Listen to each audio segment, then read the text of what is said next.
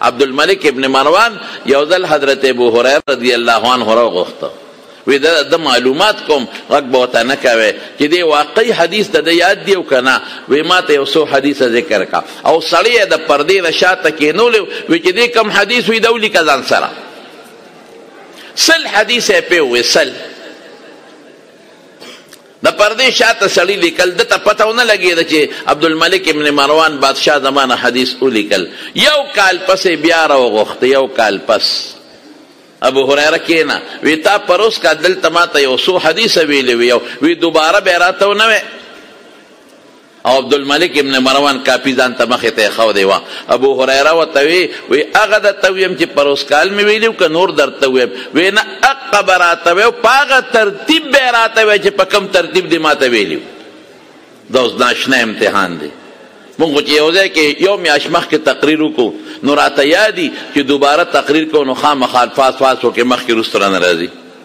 سوال نه پیدا کېږي که هغه الفاظ زه ووایم چې کوم الفاظ ما پروس کال دلته ویلي دي، میاشت مخکې مې ویلي دي. واقع د موسی به مې کړي علیه السلام، خو چې دوباره کوم نو خامخا پکې الفاظو کې فرق راځي. مانه لازما سل ځله به ما کړي.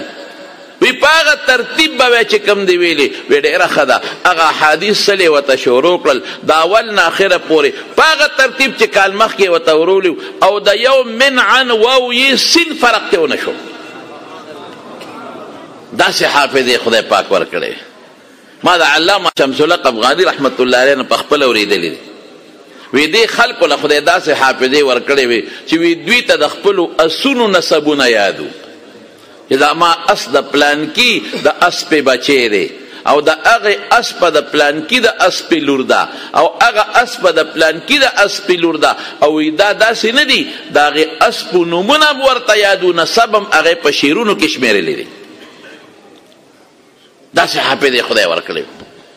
قرآن شریف چې دی یاد کړی دی، داسې وړه خبره خو نه ده. اوس خو مونږ قرآن شریف ناست یو او لګیا یو قرآن شریف یادو د قرآن نه، او بیا ګوته پکې کېدو لګیو بیا یادو بیا یادو. د هغوی داسې قرآن نه دی یاد کړی. د رسول الله مبارک باندې به جبریل راغی علیه السلام، یو 100 آیاته یو 50 آیاتونه به ورته ووی د سورت بقرې مثلا. ابا پیغمبر مبارک صحابه ته ووی کاتبین لاستو لیکل به هم کول، خو هغه کمو لګیاو. هغه چې کم 100 آیتونه به مثلا حضور پاک او فرمایل ټول به صحابو ته یاد شو. مازدیګر به نور رالل ابم یاد شو، سار به نور رالل ابم یاد شو. په کومه اندازه دا هم وره.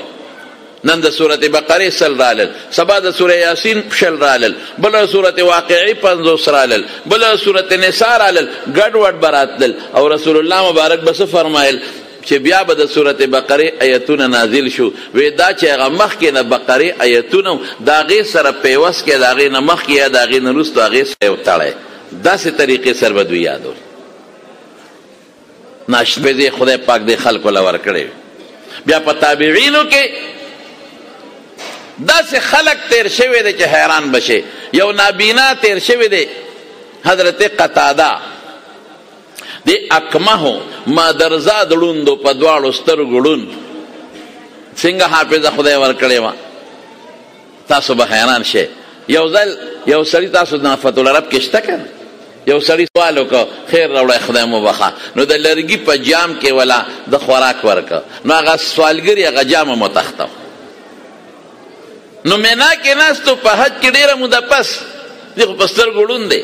نو سړي आवाज وکړه خیر راوړی خدای مو بخښه، نو د کلک د مټه راونیوه. وی هغه جام والا خو نه چې ما نه جام تختولی، وی همغه یم. دا ایمرجنسی دا یو اعلان ده. دا ګاډي 109 نمبر ګاډي چې چاوي هلته اکسیډنټ وشو، یو قاري صاحب د موږ مشر قاري صاحب او هغه په شهادت باندې ورسېدو. نو دا ګاډي چې چاوي زر د خپل ګاډي لږ لرې کړي، هلته ګاډي ایثار دي، هغوی هغه قاری صاحب ته ځان رسوي.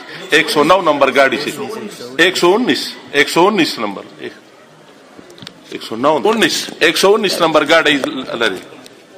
الله دې مغفرت نصیب، الله دې مغفرت نصیب. حضرت قتاده د تاسو ګورې نن د تاسو داسې خبرې کوم چې تاسو ته پته ولګي چې زموږ دا دین په کوم انداز موږ ته رسېدلی دی. د سعید ابن مسیب رحمه الله مجلس ته بته. سعید ابن مسیب داغه نه به حدیث اوریدل.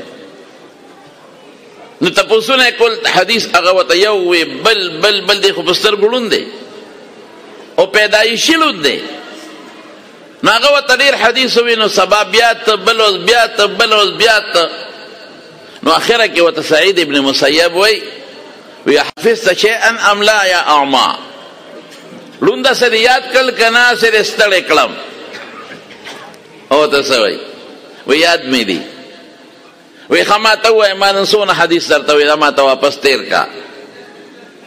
نو قطاده وته وی دا نن نه ته تیر کم کده لومبیر ودینه ته شروع کم ویلومبه نه شروع کا.